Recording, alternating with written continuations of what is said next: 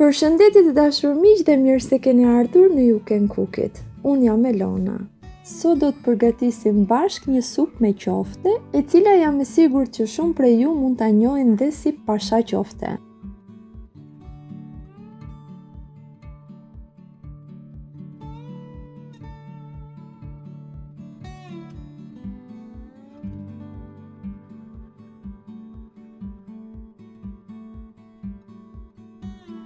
Pasha qofte të dashur miq janë qofte të cilat përgatiten me mish të grirë dhe oriz dhe më besoni që janë shumë të shijshme.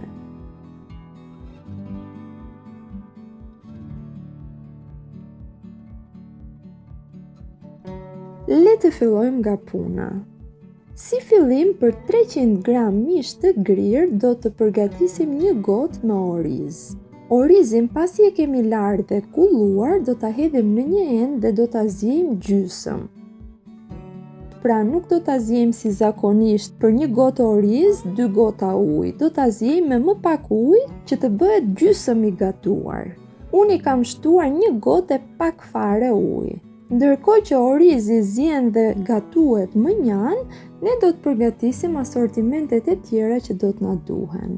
Një kokër qep mesatare, një vezë, erza sipas dëshirës dhe pak kopër dhe nenexhik apo vjomës, si mund ta quajnë disa të tjerë. Të dashur miq, qepën pasi ta grini me robot është mirë ta kaloni në një kullorse që t'i iki uji i tepërt. Përndryshe masa do t'ju lëngëzohet më tepër se ç'duhet dhe nuk do t'i formoni dot qoftet. Për arsye se më është fikur kamera, këtë proces po ua tregoj nga një video tjetër në të cilën kam përgatitur po qofte. Me që procesi është i njëjtë, po përdor këto pamje. Pra, mbi mishin e grirë shtojmë qepën, të cilën e kemi kulluar nga uji, i thyejmë vezën, i shtojmë erzat, koprën dhe nenexhikun, gjithashtu shtojmë dhe orizin, të cilin e kemi gatuar gjysëm, siç u thash.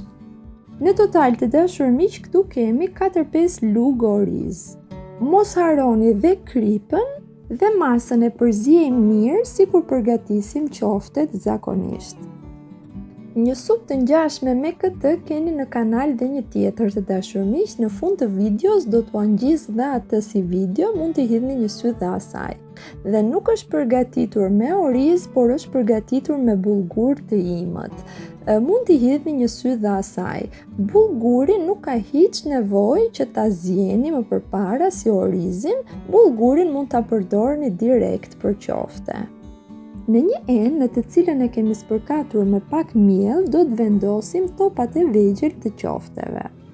Formojmë topat të vegjël pak më të vegjël se një arr.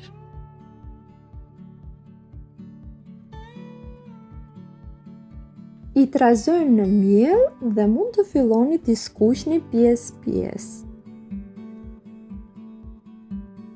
Unë i kam skuqur në tenxhere ku do të përgatis supën. Në këtë mënyrë, nga e skuqura që do të mbetet në fundin e tenxheres, supa do të marrë një shije akoma më të mirë.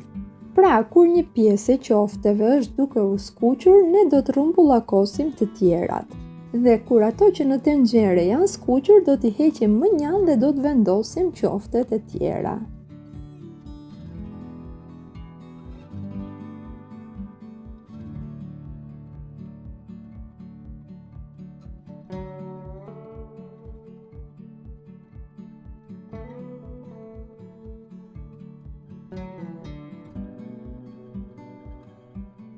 Veprojmë kështu derisa t'i mbarojmë të gjitha qoftet. Pasi i kemi mbaruar të gjitha qoftet së skuquri, në vajin e mbetur do të kaurdisim një lugë miell.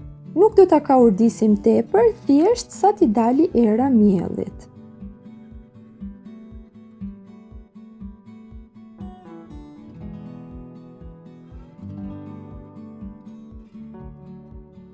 I shtojmë ujin e nxehtë dhe e trazojmë vazhdimisht që të marrë val. Këtu të dashur miq mund të shtoni dhe lëng zarzavatesh apo lëng mishi nëse ju ndodhet.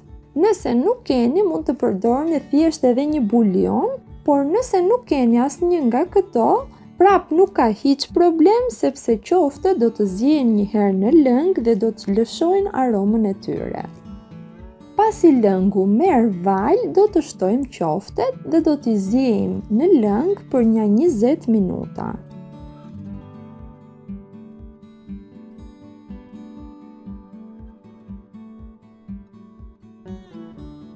Supa pasi ka zier mirë dhe lëngu është bërë i shijshëm mjaftueshëm, ne do ta presim me kos dhe me vezë. Në përgjithësi, në supa të tilla mua më pëlqen të përdor pak më tepër kos, I jep më tepër shije lëngut, por ju jeni të lirë të veproni sipas mundësive dhe dëshirës. Pasi kosin dhe vezën e kemi trazuar mirë derisa është bërë një masë një trajtshme, marrim pak pjesë nga lëngu I gjellës dhe e neutralizojmë masën, pra e ngrohim pak. Nëse do t'ja shtojmë të ftohtë, ka mundësi që masa edhe të na pritet, por megjithatë në këtë lloj supe nuk parapritet sepse lëngu është me miell. Unë gjithashtu masës së kosit I kam shtuar dhe një gjysmë lëng limoni. Kjo është në varësi të kosit që keni. Nëse I keni kosin pak majhosh, pra pak të thartë, mund të mos t'i shtoni hiç lëng limoni. Kosi im ishte goxha I ëmbël, për këtë arsye unë kam shtuar një gjysmë kokre limoni. Ja pra të dashur miq, edhe qoftet nuk e kam prishur fare formën e tyre, edhe pse kanë zier për 20-25 minuta në lëng. I shtojmë masën me kos dhe vezë dhe e trazojmë vazhdimisht derisa të marrë val sërish. Një marifet tjetër për mos t'u prerë supat e tilla është që masës së supës t'i shtoni një kore buke.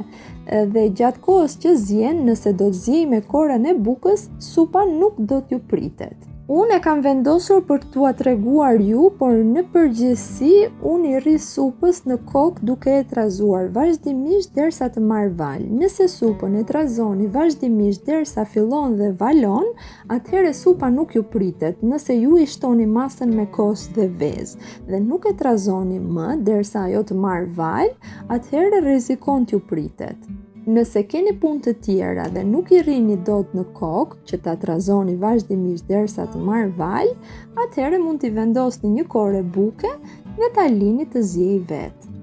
Para se ta shërbejmë, copën e bukës e heqim më njanë. Unë supës preferoj t'i shtoj dhe pak kopër të njom, por kjo është zgjedhje personale. Mund t'ia shtoni, mund mos edhe t'ia shtoni hiç. Mund t'i përgatisni thjesht pak gjalp të shkrirë përsipër. Kjo ishte pra të dashur miq, shpresoj ta provoni dhe shpresoj të mbeteni të kënaqur. Era e mirë e kuzhinës dhe harmonia me njëri tjetrin mos qoftë kurrë mangët në shtëpitë tuaja. Gjithë të mirat dhe mirë dëgjofshim.